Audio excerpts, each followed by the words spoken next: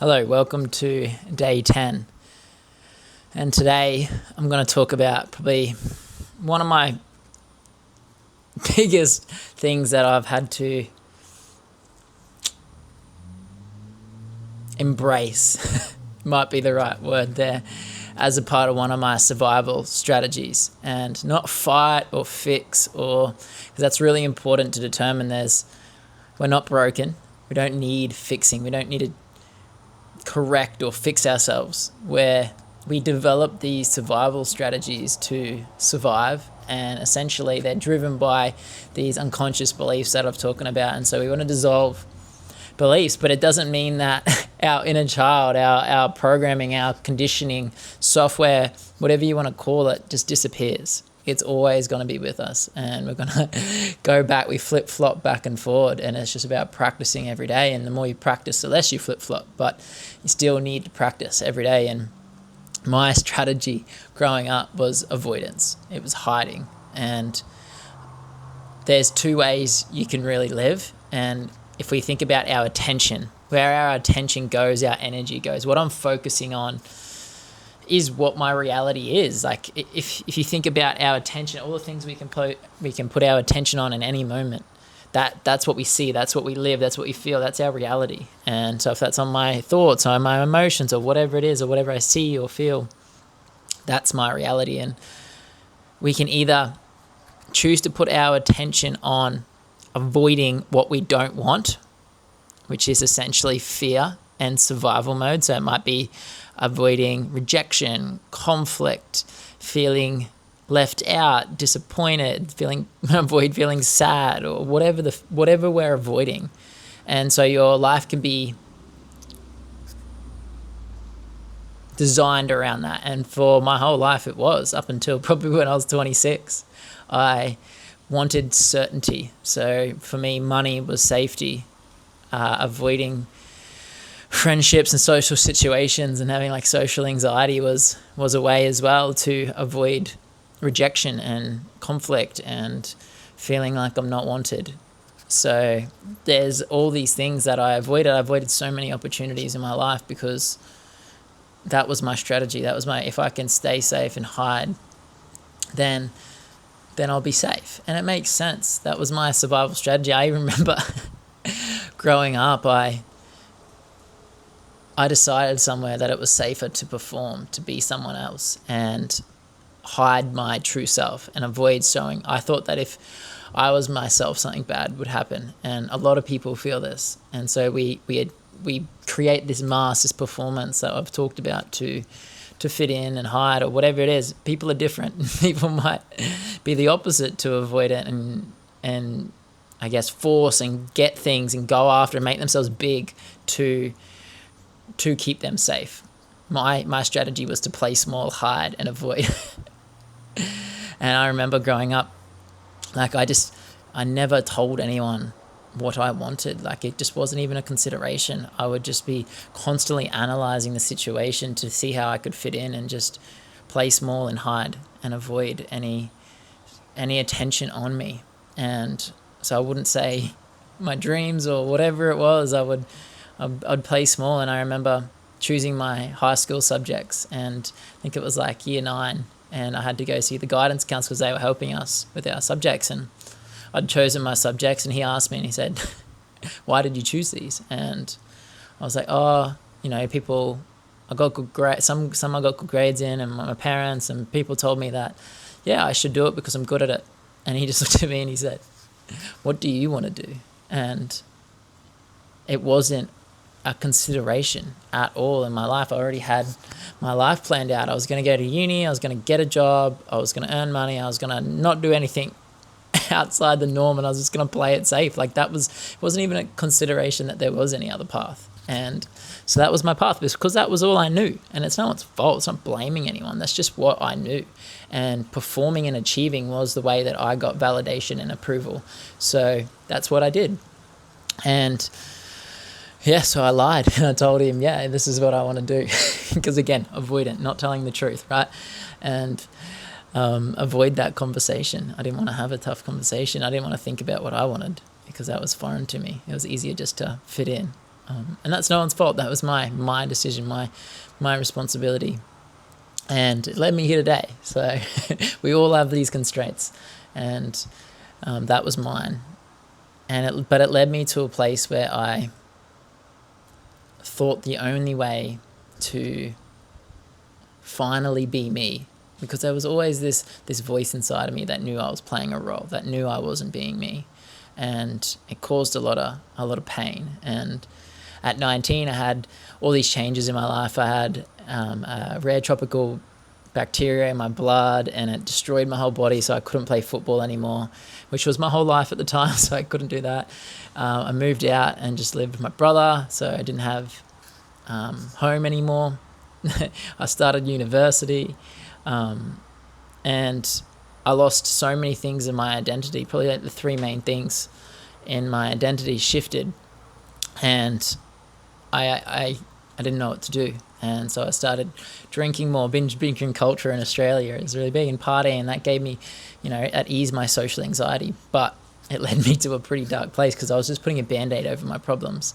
And it took to a moment where I had a decision to make, and call it a rock bottom moment, whatever it was, when I was 19. And yeah, I had a bit of a panic attack, and a lot of things happened. And luckily I woke up the next day and I heard this voice, and I listened to it, luckily, and it told me to wake up and start doing things that I wanted to do. And I listened to that voice for the first time, and that was when I started meditating, journaling, learning about all the things that I wanted to learn about. And I just went on this path of just like self-discovery for a couple of years. It was really awesome. And I created like this Instagram page, started posting about it, but I hid my identity still. I didn't trust people to see that side of me. So I completely hid that side of me, and I'd still pretend to be this other person when I was around other people.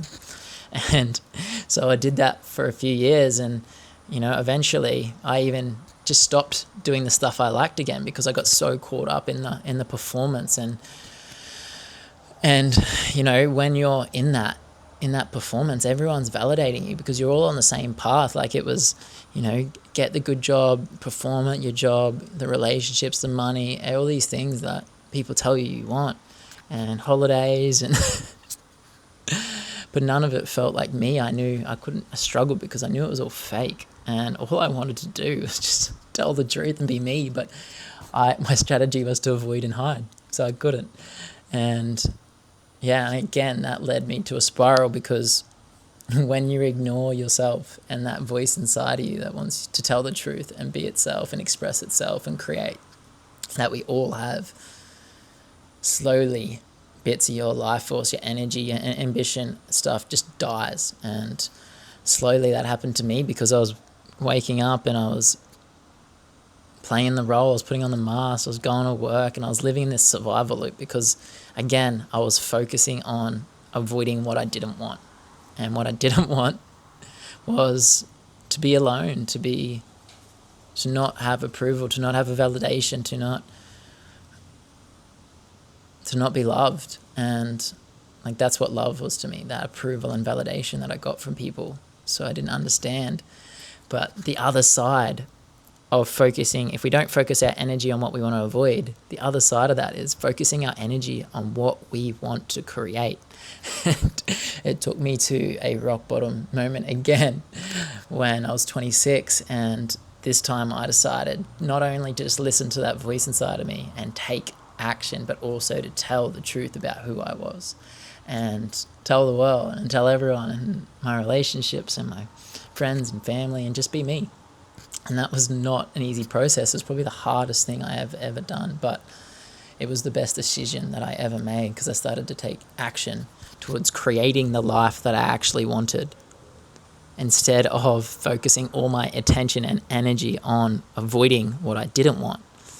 And that's people say manifestation, whatever. It's just focusing your energy at the end of the day, being aware of where your energy is going. And while I was avoidant, it was going towards avoiding fear instead of following what I wanted. And from that moment on, I listened to that voice inside of me, and it wasn't a big process. As soon as I listened, that energy just returned, my ambition, my energy to life, energy for life. I didn't want to. I spent years just wanting to escape my life. My only option that I thought I had before that point was to earn enough money for the next 15 years so I could retire when I was 35, 40, and then I could be me. Then I could do what I wanted. I was literally sacrificing 10 to 15 years of my life so I could just be me one day, the best years of my life, giving that up. But I didn't understand there was another part. I wasn't aware that I was focusing my energy on what I wanted to avoid. I wasn't aware that I wasn't being me. I was so caught up in the performance. I had no idea.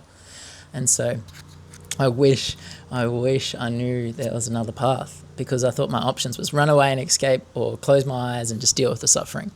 And so I closed my eyes and deal with the suffering. But yeah, I learned that there was another path. There is another way. There is another option. And that path is the uncertain path. It's focusing on what you want to create in your life.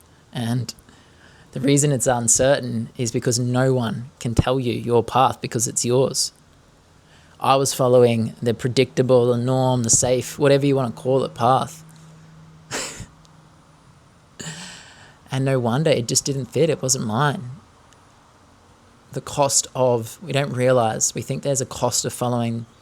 I thought there was a cost of following the uncertain path and going after what I wanted, and I wasn't willing to pay it. But there is such a greater cost to staying in a life that you are not happy with. And the cost is your life. You're living, sacrificing your life for safety, and that's fine if you want to do that. But there is a cost, and for me, it cost me everything. It cost, the way I was showing up in relationships, the way I was being as a person towards other people, the way I became resentful and angry, and I hated myself because I couldn't tell the truth about who I was. And yeah, that we think like we got to make these massive changes and do all these things. It wasn't. It was one moment, one decision where I listened. I told myself the truth, and I trusted myself to take that ascent, to take that uncertain path. And that trust, that word trust, it's not trust that everything's going to be perfect and work out. It's trust in me no matter what I do and who I am, that I'll work it out and I'll be okay, and trust in myself and my path. And I don't know how to explain that. Like, ever since I did that and I woke up and I made that decision, my life hasn't been easy, but it's the greatest thing I've ever done. Every day I wake up and I don't want to escape my life. Things aren't comfortable and easy, but man, they are wild, and I'm alive. It's the safe path makes us numb and exhausted from performing, but this uncertain path makes us alive.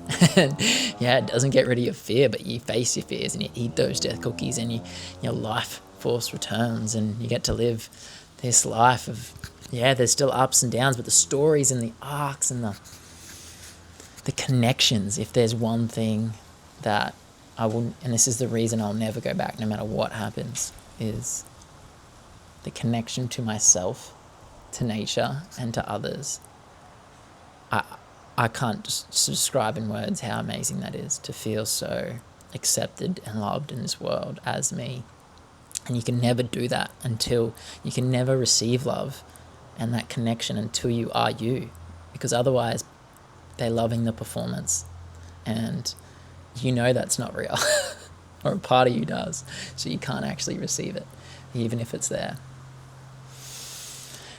So that's why I've started my own business called Find Your Path, and I'm doing one-on-one work with people and clients on those unconscious beliefs, but I'm also creating a group program called Trust You, where I teach you how to listen to yourself, how to see the story that's controlling your life, and how to trust that voice inside of you and take action and focus your energy on creation instead of fear. That's it. If you're interested, let me know.